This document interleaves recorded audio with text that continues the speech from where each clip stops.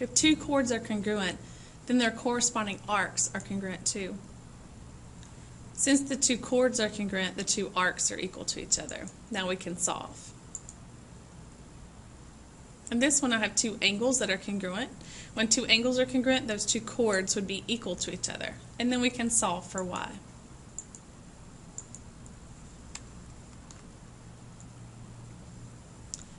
On this one I have two chords that are congruent. So I know the two arcs, BA and arc CA, are also congruent. In order to find the measure of arc AB, I need to take 360 and subtract the 100 that I know.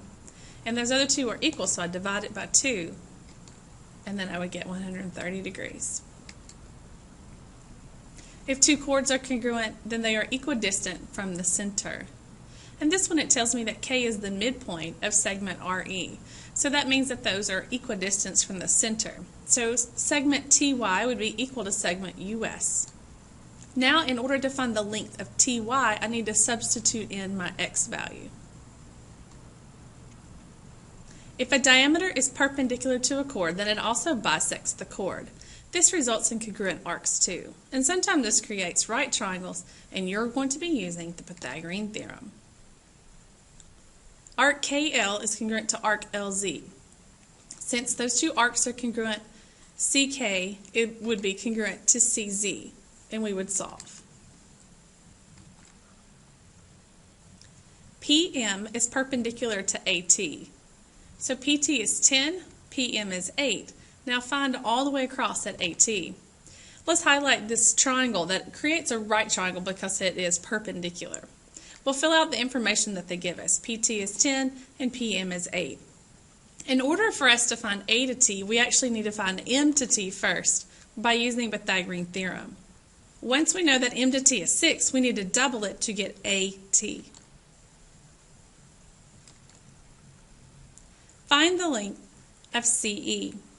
On this one, there's no picture drawn to show us the triangle, so let's take a look at some more information. BD is the radius of this circle. Well, so is CB. So we'll draw that, which is our hypotenuse of our right triangle. Well, what's the length of BD? BD is that 20 plus 5, so the radius is 25. So we're going to put that on the hypotenuse. So it's very sneaky that this problem doesn't show you the hypotenuse of the right triangle, but you have to draw it in. Now we're going to find the length of half of CE. I'm going to call that X. We are going to use the Pythagorean theorem. Now to get from C to E, we need to double that. Find the length of LN. Again, this problem is trying to be sneaky. They do not give you a right triangle in this picture. So if we add the right triangle to the picture, again, this one's being sneaky about the radius. MK is a radius. Well, so is KL. So 36 plus 14 gives us that 50 as my radius, which is also the hypotenuse. Now we can find part of that triangle using Pythagorean theorem. Now we're going to double it to find LN. Segment lengths in circles. On our wheel of formulas, we're going to fill out our formulas. The first one is when two chords intersect inside the circle. Type 1, two chords that intersect inside the circle, but not at the center of the circle. We're going to go down each chord and multiply. Part times part is equal to part times part. On this one, when we slide down, 9 times 2 is equal to 6 times x. Solve. Find the length of DB. First we need to find the value of x and then substitute it in. So we're going to slide down the chord and multiply. 12 times 8 is equal to 3x times 2x. Divide by 6 and take the square root. Now this one we cannot accept the answer of -4 as an answer because we're talking about a length, and length needs to be positive. Now substitute it back in. 3 times 4 and 2 times 4, and then add those together.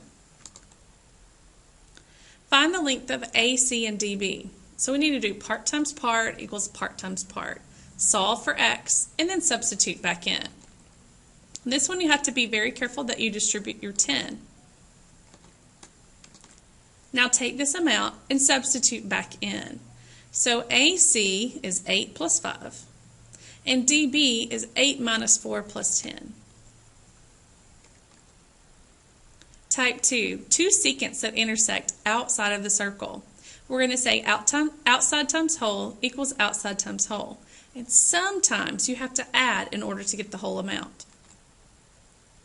So outside times whole equals outside times whole. 7 times 20 is equal to 4 times 4 plus x. Do you see how we had to add to get the whole amount, the 4 plus x? Now distribute and solve for x. Outside times whole equals outside times whole. The outside of the circle is 5, the whole is 5 plus x. On the other one, the outside is 6, and the whole is 14. Distribute and solve.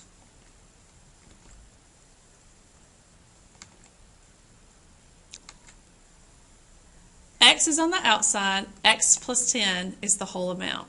8 is the outside, and 12 is the whole. Distribute. This one we have a quadratic. I know, I can hear you complaining now. Oh no, we're going to have to factor?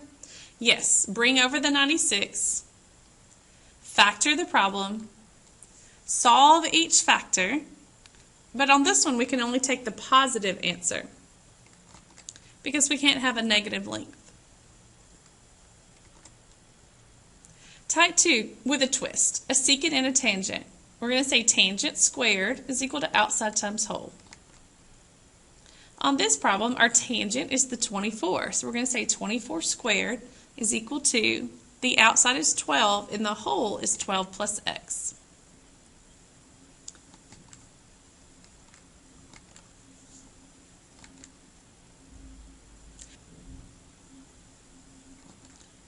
Take the square root of both sides, but on this one we can only keep the positive answer because the negative one would give us a negative length.